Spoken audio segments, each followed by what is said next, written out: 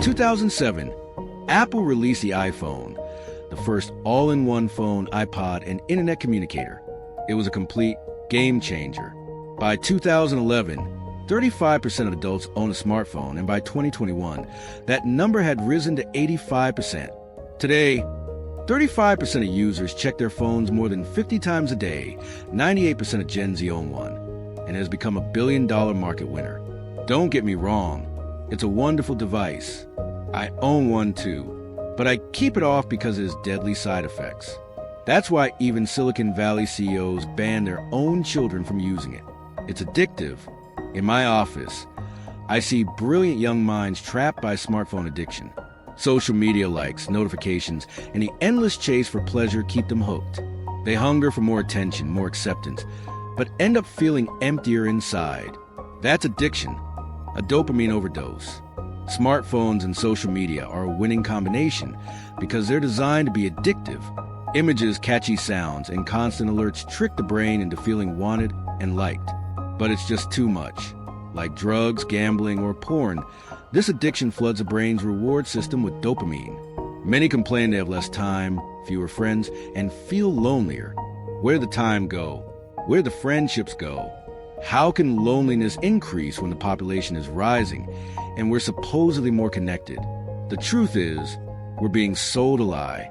Internet addiction consumes time with likes, news feeds, endless shows, and opinion pieces, overloading the brain with information and entertainment.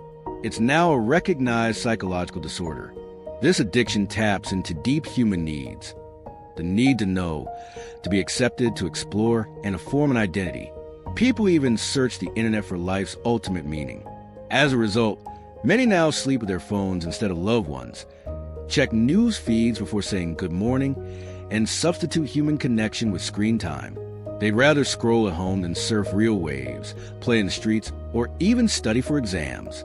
Life is reduced to a 3 by 6 inch window. Technology promised us a bigger world, but delivered one the size of a bedroom.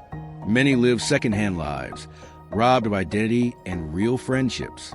Studies show that young adults are now more comfortable being online than at a party. Some even admit they like their smartphones more than real people. Social media and dopamine have reduced in-person interaction, parties, conversations, and even intimacy. Shockingly, even sex, one of humanity's strongest drives, has decreased because screens consume more time. Our brains are also adapting in dangerous ways. Focus narrows to the small screen, peripheral vision, and hearing fade as the thalamus blocks out the world. Thinking becomes concrete and algorithm-driven, rather than creative and spontaneous.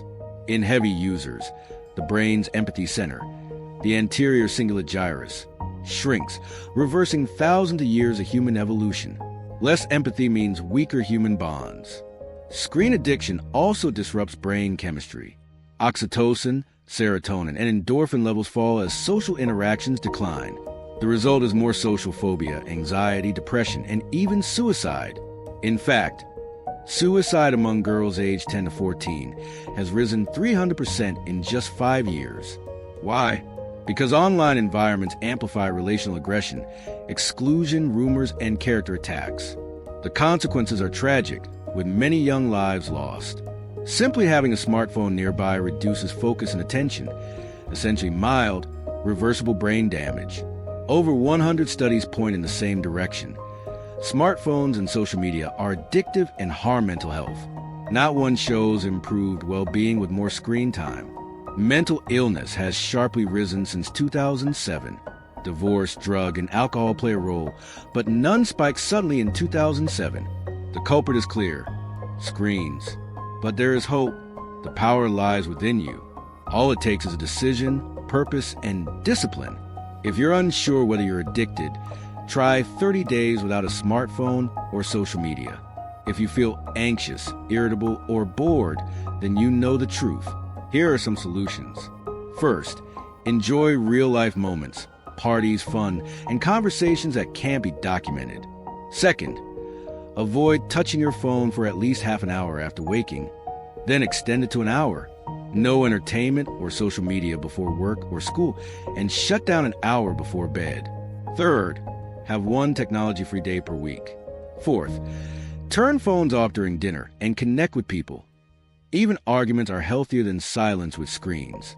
5th, exercise and reconnect with nature without headphones. 6th, talk to people, share love, and build trust. 7th, prioritize family and friends.